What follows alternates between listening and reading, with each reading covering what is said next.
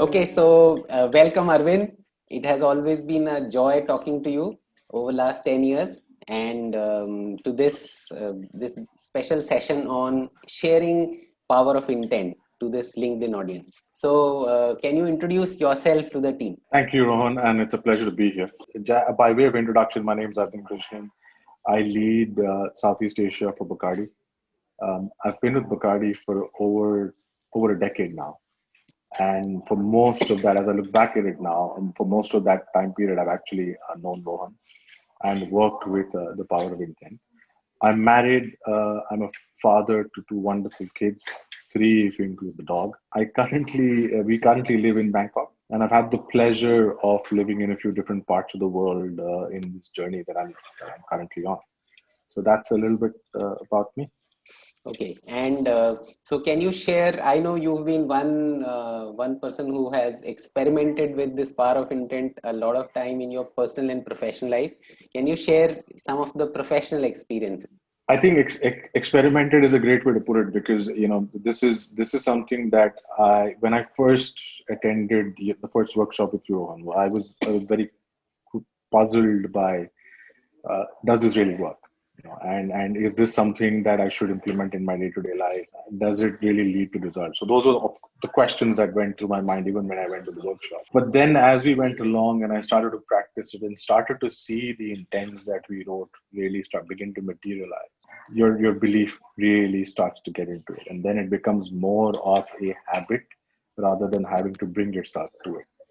And within that, I think a couple of examples really come to life. And without getting into specific dates, etc., we had a big meeting, a big presentation as a team that we were making to our global board of directors. And of course, there was a lot of nervousness. Typically, we would be presenting not just the next year plan, but a long-term vision. And there would be certain level of support and certain what that we would ask for from the team, from the board, sorry. So we all got together as a team and we wrote an intent. And within an intent, not only did we write what are the outcomes we would want coming out of that meeting, but we also got into specifics about writing things like what kind of comments would we like to receive from the members of the board on the other side of the meeting. And what was wonderful to see is not only did we get the support that we asked for, that we had laid out in the intent, we also got a lot of those comments coming back to us from the members of the board, almost as if the universe had told them that that's what we're looking for. I'm not sure how those dots connected, but when we saw that for the first time, we were really blown away by the impact that writing an intent can have as a team, not just as an individual. Okay. Another example that comes to mind for me is I had moved to a new role in a different country. I remember that. Not in India, outside of India, and it was on a brand that wasn't really doing well, had been declining for a few years in a row, and the opportunity was to really turn the brand around and deliver growth. And I still remember very vividly having to go up in front of a large room of a few hundred people and present a vision for turning that brand around in a time period where they hadn't seen the brand grow in a long time. So I remember sitting down before getting onto stage, thinking through what I would like to achieve during the presentation and as an outcome after the presentation, including what I would like to see from a brand performance perspective. I wrote that down into an intent, put it away, and then went out and did the presentation that I had to do. Is how many people you said? Audience? Oh, in the room there were a few hundred people. There were close to 400 people in the room. Wow. And lo and behold, like everything that was in the intent in terms of not just applause from the audience, comments from the audience, but also a turnaround in brand performance and keeping specific commitments on what we would deliver in terms of support. All of those really materialized over time, over the next few months. So that was really, again, a big example of how that the power of intent, when done with a positive frame of mind, when done with a positive emotional mind frame of mind, really does materialize. I think I remember this festival example you had shared. Thank you for reminding me. I think a lot of people probably might know or might have heard of the Bacardi NH7 Weekender. It's been one of the longest running festivals in India. And and it's now become one of the biggest festivals in India. We've had a lot of success with it. But when the first year that we started it off, we had a vision for what the festival would be. And we had a vision for the number of people that we would like to see in the festival. But of course, when we opened day one, when a tenth of that turned up, so not enough people really turned up.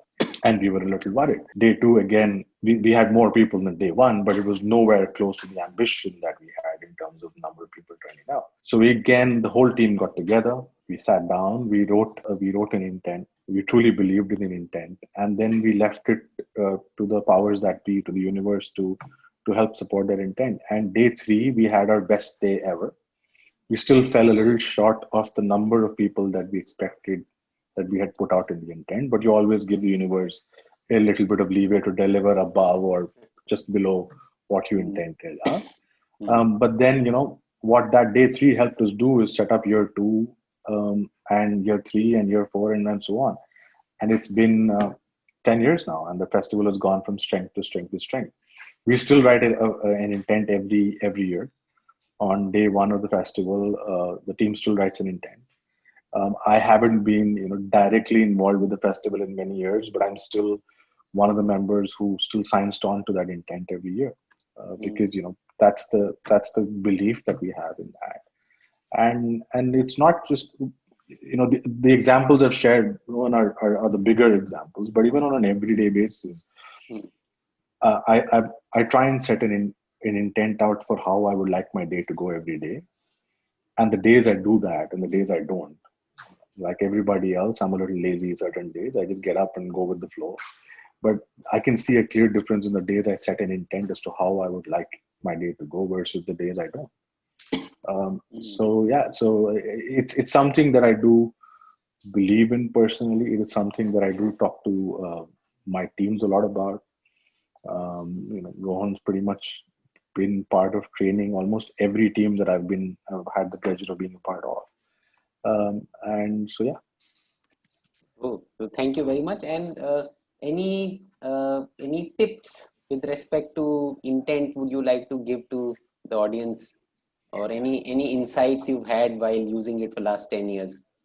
I think the biggest one would be, for me, a couple of them, but probably one is, once you write the intent, detach from the outcomes. Right. Put everything that you would like to see materialize in a positive frame. Remember not to ask for more than what is fair. So, you've got to find a balance within that. But once you do that, let it go. Don't attach yourself to the outcomes. Let the outcomes go. The second is frame of mind. I think it's very important when you write the intent to be in, you call it a positive frame of mind or an elevated emotion. So you do it from joy, you do it from gratitude, you do it from that frame of reference. And the chances that your intent will materialize are far better than if you do it from a negative emotional mind state. So I think that's important. And if I had to share one more, it would be, I still have a folder with all the successful intents in them. And I still keep that folder, and it sits in a little, in a little folder on my bedside drawer. And every now and then I will go back and I will look at them, because it's a kind of way of living through, what did you ask for at that point, and what did you really want, what is important, and then seeing what materialized. And I think that can keep reminding you that your intent works when you see Absolutely. the proof, rather than Absolutely. just forgetting about them. That's a good idea. Absolutely. I'm going to suggest that to the audience as well. Okay, so thank you very much for your insights and your time.